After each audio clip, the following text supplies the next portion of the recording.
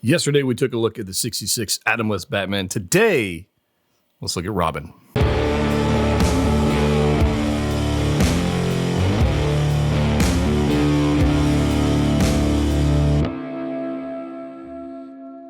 So let's take a look at this Burt Ward head sculpt. It is quite fantastic. Just like we saw the Adam West, which is equally as fantastic. It might be one of the best head sculpts, even, I guess, mouth plate sculpts Hot Toys has ever done.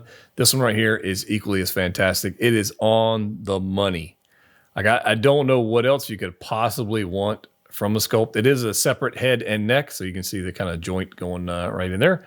It does have this sculpted on mask, which does not come off. They recommend you don't try and do that. It doesn't come off. The expression, I think, is fine. The paint applications on the hair is okay, but the paint application on the face, man, oh man, it's good. It is really, really good. It wouldn't be a great figure without a great suit. So we do have this yellow shimmery material here. You can see right here. There's no wire in it. And then obviously we've got the colorful yellow, red, and green from the Robin. Actually looks fantastic. Nice stitching going down here. Obviously a black circle with the yellow Robin logo R in there. It is raised. It's not screen printed on there. We got the green undersuit. And then we got these single joint elbows, which we'll talk about in just a second. We do have gloves. We just have the fins on the back side of these guys that look pretty good. And then obviously you've got a belt and you got your little shorts and tights, which are fantastic. Then you got these giant shoes, which are quite large. The ankles of mine are a little weak, but you know, that's just my personal copy. Yours might be better. I don't know. Let's talk about these joints for a second. They are single jointed. The paint application on them is nice. It's not just bare plastic, but you are going to be limited in what you can do, which kind of sucks. As far as the rest of the joints, these are ratcheted. You can do whatever you want here. Nice little swivel at the shoulder, bicep swivel. No issues with that. Obviously a standard 6-scale wrist peg there. And then down on below, you can, if you want, you've got this going on. You do have a double bend there. You're going to see that through the tights, which is okay. And then you've got some nice ball joints there. The torso-wise, I mean, it's got some range of motion in there, but this is an older figure. I'm not going to push it too much. You know, I really don't want to stress this thing out. And honestly, I highly doubt I'll do anything crazy dynamic with this guy. So let's take a look at this bat radio. It is tiny, as you can see, but it is nicely detailed. You got this nice little brassy finish going on the side, this little hinge that moves around. So that's nice. And then obviously it's just plain black on the back and then a nice little red with some details going on there. This is movable, so you want to be mindful of that. You don't want to be breaking that guy. But a nice accessories. Batman obviously came with one of these as well. Next up, we've got the Batarang, and it is a dark bluish, purplish color. It's not solid black. But there is a spot here you can attach the rope to it, which I will not be doing because I don't want to mess with it.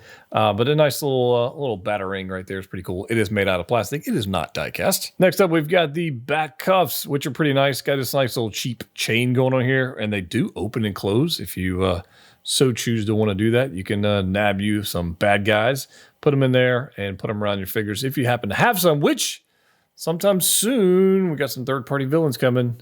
Might be useful. And of course, yes, we do have a pile of hands. We got some relaxed hands right here. We got some fists for punching and powing and all that kind of fun stuff. We've got some different hands for the Batarangs or bat cuffs. We got some gesturing hands here, and obviously one for the radio if you want to hold on to that. So that's pretty cool. However, there's one more accessory I guess we should talk about, which is this guy right here, the actual stand. This is the old school stand we used to see from Hot Toys. Nothing crazy. Robin sticker right there, Batman sticker right there, and then nice crotch grab right there. Pretty nice stand. I like these. They don't take up a whole lot of room, although you're not going to get anything dynamic out of the dynamic duo with this stand. Here we go. 1966 Burt Ward Robin from the Batman movie.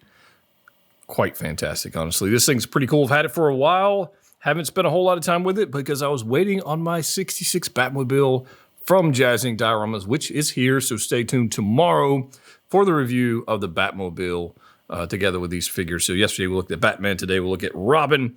This thing is quite fantastic. You can see the details going on. It is a great representation of what it looked like in the actual show. It's got the bright yellow cape, the green, the red, the yellow stitching, the giant yellow R on there. The head sculpt is an absolute knockout with the green gloves. And unfortunately, single joint elbows. But we're going to look past that for the sake of this, because these guys weren't, they weren't super articulated in real life. They did some silly things climbing on, they did some silly things climbing on the side of walls to make it look. They did do some silly things in the show where they walked straight on a wall, but then they angled the camera to make it look like they're climbing walls because these guys are super strong. So that was kind of weird. But I would tell you, other than some silliness going on here with the elbows and maybe the knee joints, as we kind of go down here just a little bit, the knee joints being able to see through that tight fabric, that might be a thing too. But regardless of that, if you get this guy on the shelf, there's no doubt you're going to be happy with it. But let's go ahead and take a look at everything it comes with, and then we'll do some poses. In an odd way, this is probably one of the least dynamic figures in the collection. I mean, he's got single joint elbows, which are a bit unsightly. The ankles on my particular copy, at least the right ankle, is a little bit weak. You don't want to do too much with it on the lower half because then you've got the tight knit, tights as he's got on there, the knitting there. And then he's got these giant shoes that don't really lend itself to do anything crazy.